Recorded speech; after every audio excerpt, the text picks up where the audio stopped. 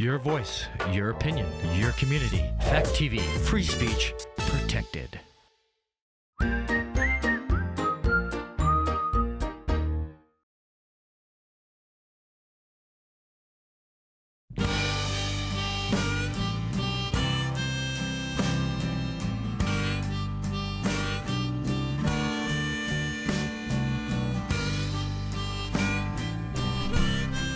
Good morning, Bellows Falls and Keene. It's Mike and Marty. I'm glad to be back. Had a week off. Welcome back. And here we are. Today we're going to have a special guest, Rusty DeWees. He's coming over the internet from some location. The interweb. The interweb, somewhere up in northern Vermont. He's trucking along, and he's going to join us here in a little bit. But first, Marty, with local events. So this week at the Bellows Falls Opera House is Nightmare Before Christmas. This also is a 30th anniversary celebration, like Hocus Pocus was. It is running from 10:27 to 10:31. It's kind of interesting that they're doing a Nightmare Before Christmas right by Halloween, but whatever. But the classic movie is truly a classic. It's The Bride of Frankenstein. All right. The 1935 Boris Karloff edition. I watched the trailer for it, and it's just hysterical. It has all of the hits in it. It has the Wolfman. It has Dracula. It has everyone in it. It does, great. and it's got the funky screen, shaky screen. That is sponsored by J.P. Trucking, Hodgkins and Sons.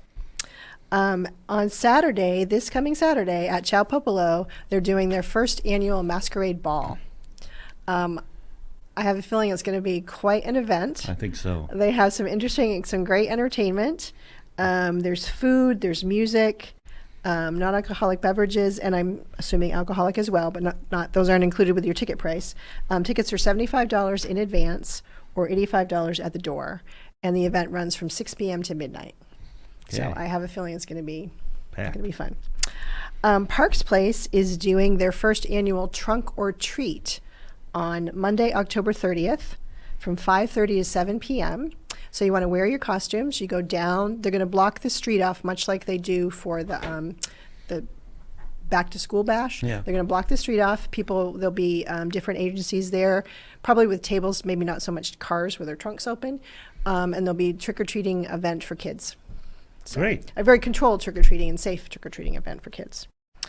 A couple weeks ago, we had Safira Shkello. She was in talking to us about a new anti-inflammatory and gut reset and things like that. Right. She works with Sojourns.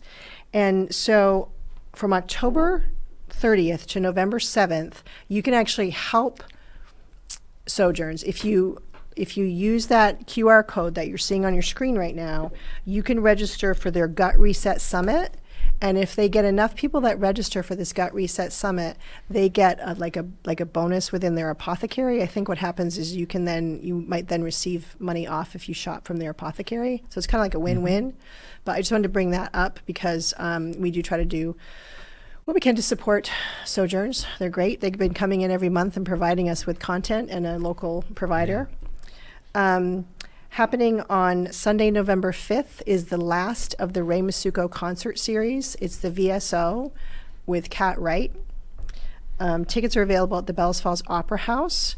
I'm going to guess that being VSO and being Cat Wright, they are going to sell out. So if you're thinking that you want to go, you want to make sure that you get your ticket.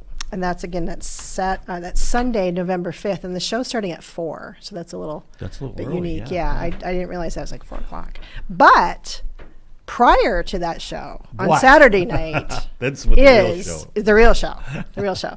The Logger is going to be coming to the Bellows Falls Opera House, and it is a benefit for Parks Place. Right. So if you're questioning why the tickets are maybe a little bit more than you're used to going to a Logger show, then you have to realize that it's a benefit. So the money, part of the money is going to help support Parks Place. And remember, Parks Place supports all of the kids in Bellows Falls and all of the agencies that bring help into people in Bellows Falls. So it's a good cause. You should really get out there and spend the money. And so we're super excited because without further ado, we actually have Rusty DeWees here with us. Not really in studio, but welcome. Welcome, Rusty. Where are you? I'm sitting. Thanks for having me. Mike and Marty.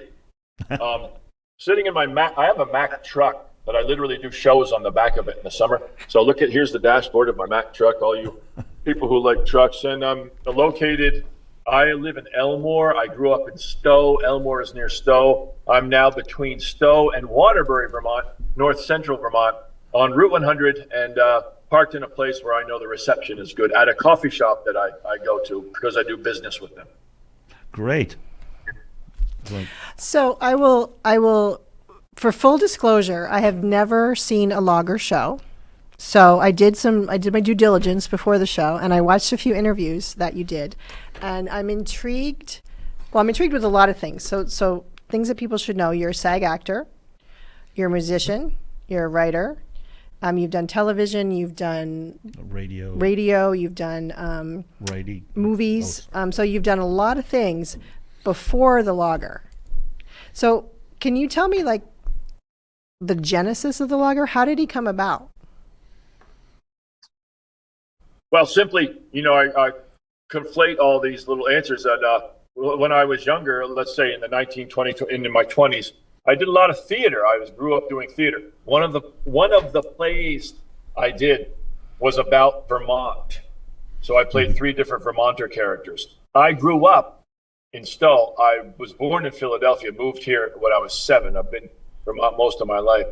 But I am attracted to the old real Vermonter, the mindset and the heart set of men and women who came well before any of us. So when I started just writing my own things, and they were stories about my deference to real Vermonters. I put the shows, I put it together. Nerve, people kept coming. This is 28 years ago. And since I have 3 DVDs and 3 videos at first, I used to do calendars of the logger. So the logger is a character I go around and play. So there are more, who's that guy? Stories, sort of like stories that I do. They're nice Vermonter stories, jokes, do play a little old time country music. It's really good. I work with the audience. It's just a fun time. That was the genesis. When I was young, I did a play that was about Vermonters, and I noticed Vermonters like to see that type of play. Yeah. So I read in one of the pages about you that you knew Meatloaf, and Meatloaf was actually instrumental in you developing the logger. How did that work? Oh, that's cool. Yeah. Like Marty said earlier, before I did this logger stuff in my 30s, I lived in New York City, and I did a lot of national commercials. I did a lot of big movies, small movies, soap operas, TV shows, a couple of Law and Orders, all those type of things. And I learned the craft of show business. One of the movies I did was called Black Dog. It starred Patrick Swayze, Randy Travis, and Meatloaf, and it was a truck driving movie. It's really good. And, it's like Roadhouse, but a little bit less violent. And my part in it's a big time Hollywood movie. I was Meatloaf's right hand man. He was the bad guy. That was Meatloaf's right hand man named Junior. So off the set, it was when I was developing the logger to produce myself as a play. And I was basically, this is what I'm doing, Meatloaf.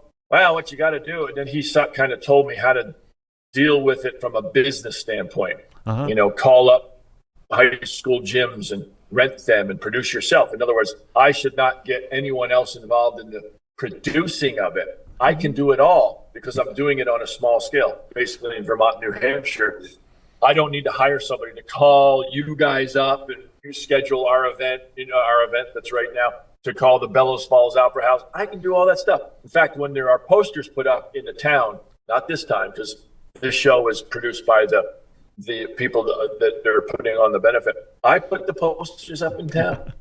I drive myself here. I write the stuff. So he kind of said, keep it to yourself, Rusty. So and he told me some other things about producing. Meatloaf was a cool guy.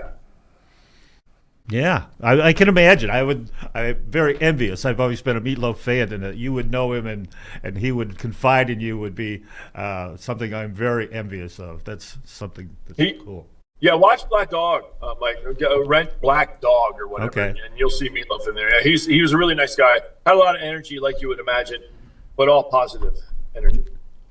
So this has worked out really well for you, being self-promoting and not having all those middlemen and agents and other people you have to depend on. It's worked well for me. That's an interesting statement you said. It's worked well for me in the way I wanted to do it. I wasn't trying to be the big time. I wasn't trying to play 5,000 seat theaters or get on the Letterman show. If I had been trying to do that, it would have behooved me to hire someone else to do stuff. So all I had to do was worry about the content, the jokes, so to speak. But I said to myself, I can make this a full-time job for my life's work if I do every aspect of it. I have a bookkeeper, does my books and everything, but if I design the posters, if I did like 7 calendars, every month's photo, I thought of it. I thought of the funny part of it. I hired a photographer. I got the location permission. I did all that stuff. And if you're not doing that stuff, you're paying people a lot of money to do it. So at the rate I wanted to do it, doing it myself was just right. Yeah, it seems to me, and I bring this up on other things, it seems like it's a Vermont scale. It's a Vermont way of doing things where you sort of do it you may not be, you're not at the same, you're not playing at the same game, but you're doing it yourself, you're doing it independently, and you're doing it with a great deal of quality. Well, that's an astute observation, and I should have said before this that anyone listening to your show right now is involved in probably the same type of business, whether they're in New Hampshire or in Vermont. My business is nothing different. Is not any different than some guy or girl who has a trucking business or is growing chickens and selling them. They're making pies. It's the same thing. Those people are peeling the apples. They're going and buying the sugar. They're putting the tires on. It's the way you do it in small scale, small town America, the way you can do it. And I think it can be done this way. If I went to Bellows Falls right now and walked down the street, people will notice me. Hey, Russ, I saw you back in 2001. You were here. That is important, but probably wouldn't happen if I was in Syracuse, New York. Right. Because it's big. Yes. So one can do what I'm talking about, and one can do your show and find your audience. Because it's small, man. It's small. Vermont is 690,000 people. That's nothing. My sister lives in Albuquerque, New Mexico. Albuquerque itself has 650,000 people. And our whole state has 690. So I said this way, and my goal was not my goal, but I said if I can literally touch every Vermonter and quite a few New Hampshire people, whether I go to their store and buy something from them or I go to the high school and talk to the kids, if I can shake the hand of every Vermonter, I have a career. So that was what I was doing, more so than telling jokes and stories. I was driving around Vermont, just meeting people and connecting with them. If I can connect with those people, they will come to my show. If you're selling the best beats around in Bellows Falls, if you see me on the sidewalk, and you don't know who I am, you just say, "Hey there, sir, I sell good beats." I'm buying your beat. I'm going to try it out anyway. I don't have to. If I might not like it, but I'm at least giving you a chance, and that's what you can do in a small place. So, with that being said, I think one of the strengths that I see is the stories. You tell stories, and they're relatable. Yeah. So, how did that become your thing? Well, growing up, I'm going to be 63 November 15th. So, that was when there were records. There were people like George Carlin records. You could buy comedy records. There were TV shows on that most of America watched. Mm-hmm. The same TV show. And they were really good TV shows. So my ear and my sensibility from the creative standpoint grew up on long form stories. And so the stories that I tell are in the vein of a Mark Twain or something. Or you remember that guy Garrison Keillor? Yes, Garrison Keillor. He used to have the show Prairie Home. They're kind of like that. I don't emulate him, and I'm nothing against him, but I didn't listen to that stuff. But then I just was driving back and forth from New York City to Vermont when I lived there for 11 years, and I was just sitting there driving, and I started saying stuff out loud, and it was pretty funny, and it was in the Vermont vernacular and the way the Vermonters think. The way I think the Vermonter thinks, which is very smart, brilliant, simple. And I thought, these are pretty funny stories. If I could rent a little cafe and have some friends of mine come, they might get a kick out of it. That's basically what I did. So, yeah, to tell a story like sitting around deer camp, or you're sitting around the hair salon or the barber shop, the stories your uncle told, those are attractive. And I like that I chose that at this point in my life, being 63 soon, because, we're not necessarily heading that way more and more. The newspapers are having a tough time, the actual paper part of it. So we're more heading like a TikTok, which I have nothing against, but a 5-second or a 7-second thing. Well, my things are 7 minutes, 9 minutes, 11 minutes, sometimes shorter. So I like that. It's old school. It is old school. Marty and I were talking prior to this show, and she was describing watching one of your YouTube videos, and you were on a stage, and the background was blacked out, and you were in spotlight. And she said it reminded her of a Shakespearean soliloquy, except for that's nice. Yeah, It was nice. It was your one on deer jacking. Yeah. Okay. Thank you. That is one that I will do at Bellows Falls. It's and there's a really funny joke at the end of it. I don't know if, and I'm physical too, but that deer jacking joke is about shooting a dummy deer, right? It starts off about shooting a dummy deer. And I just wrote all that stuff. And I wrote that because there was a well-known guy in town that's 28 years ago, who got busted for shooting a dummy deer.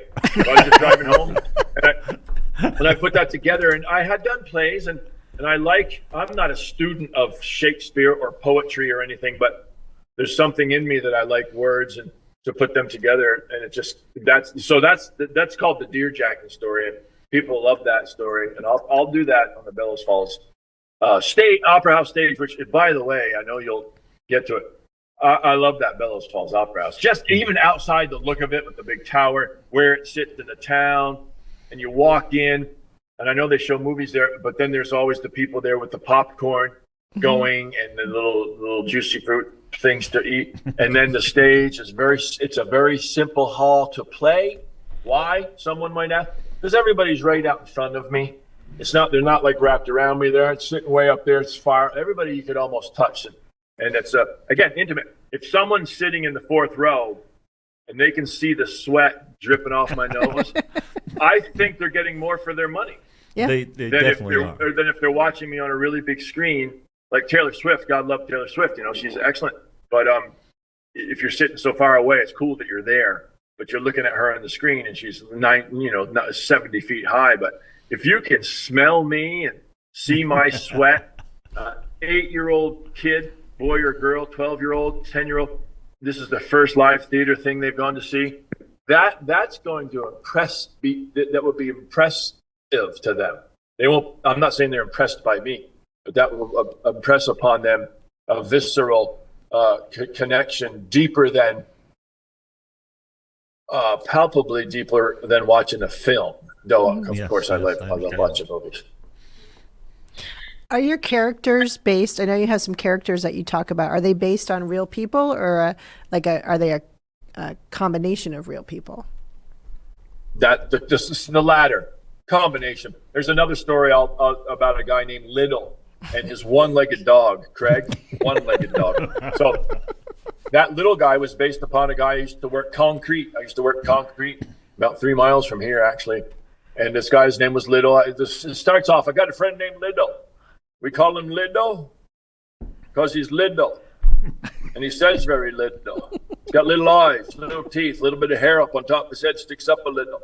But mostly the reason I call him Little is because no matter what's going on around him, he's always got a little smile going. Oh.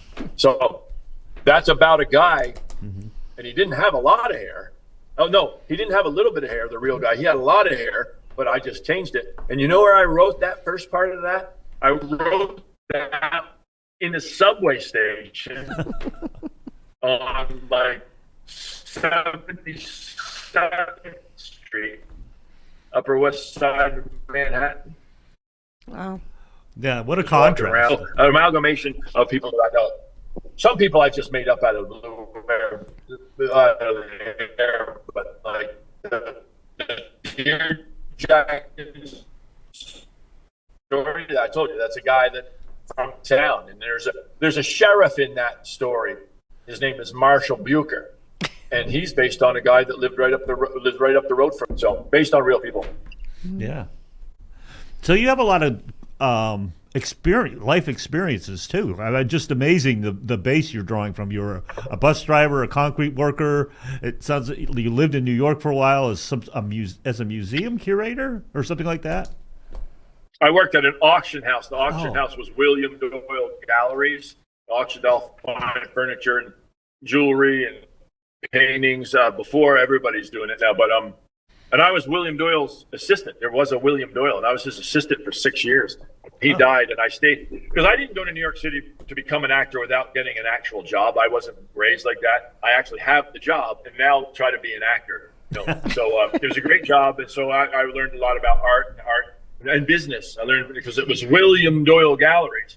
There was a William Doyle. So when William Doyle showed up at your grandmother's house to clear out the estate, you were impressed. Wow. Oh my God, you're actually William Doyle. And again, that's why I base my job. If you're the Girl Scout, or the Boy Scout troop that wants to have me come talk to you at Thanksgiving or something about business or life, and you call my number or get my email, you call my phone's in the goddamn, it's listed. And you talk to me, a lot of people are like, God, this is really Rusty DeWees. I mean, when you call for tickets, not this show, but when I produce myself, if you call for tickets, the phone number on the poster is mine, and you get my answering machine. But a lot of times I'll answer, and the people are like, hi, I'm calling for Rusty DeWees tickets. I'll go, yeah, this is Rusty. How you doing? What's going on? That's hysterical. Oh my God. That's the way I wanted to do it, Yeah. That's impressive because we're so used to calling up and either getting a mechanical voice or no voice or some in between. That it's really impressive that you can do that. Thanks. And when the folks come to the Bellows Falls Opera House, I think it's the 4th of November for the benefit. It's not like if you come, you say to your 15-year-old, hey, I'm going to take you to see this guy. He's funny and he talks about Jack and Deere and everything. And when you come to the show, I'm standing there. I'm not backstage warming up my voice. I mean, I'll be standing there. I come in and out, hey, what's going on? How you doing? Where you go? Bellows Falls High School? Yeah, what are you, basketball player? Blah, blah, blah. You're paying money to see me. You're not just seeing me for 90 minutes or 110 minutes. You're seeing me from when you step on into that place to the moment you leave. And in fact, if you want me and you got an old grandmother with you, and she's got a cane, I will walk out on the sidewalk and help you put her in the car, and I'll be happy to do it. It's fun. Yeah. So we have about 2 minutes left. What is your process? Because you tell stories and they're very lengthy stories. Do you have to memorize them, or how does that work? Oh yeah, well yeah, everything's memorized. I have material up the yin yang, as they say, and. Yeah, I mean, people like, how can you memorize all that? Well, while you're out there earning a living, working at Ben and Jerry's factory or whatever anyone does for work, driving the Dolly Madison truck, while you folks are doing that or we're teaching school, I'm practicing memorizing my stuff. So here again, I'm not going to be looking off note papers to get my words. You're coming. So yeah, I mean, But with this show, I'll play it by ear. I'll walk out on stage. I'll probably play the guitar and I'll feel the feeling, and I'll probably talk to people a little bit. Boom! Now I'm into a story, and you don't even know it. And it's a mishmash of mediums that I do on stage live. And I'm not lying. I love Vermont. I love New Hampshire. Bellows Falls. I've always had a soft spot for the way that town looks when you drive down into it. And the Green Mountain Booksellers. That's Pat. Is that Green Mountain Booksellers? Yes, they're still there. Pat and Allen. Village Square. I have known them for years. They sold my books. I have 2 books, so it's just great. They got the cats in there. I love the cats, so it's great. I'm looking forward to it. We have sad news for you. The cat's no longer there. Oh, I didn't hear that. Yeah, Bella the cat. Replaced it? No, they haven't replaced it yet. Not yet. No. So we're down to like 30 seconds. So let's just remind everybody. First of all, thank you so much for coming on. Yes, thank Rusty. My pleasure. It is Saturday, November 4th, the Logger at the Bellows Falls Opera House. You can go to the bellowsfallsoperahouse.org. go to special events, click on the logger. You have the seats are available. Again, it is a benefit for Parks Place. So it's a win-win. You get a night of entertainment. Parks Place gets some extra funding, which is wonderful. And you're going to literally get to meet Rusty in person Yes. Yeah, so I think just like he said. Just like he said. So get your tickets, people. Go now. All right. Thank you so you, much. Rusty. Yeah, it you'll was laugh. so great You'll having you laugh. on. Thank you very much. Thank you Yeah. very much. Have a good day. You too. And Bye. that's it for the feed. Thanks. That was great.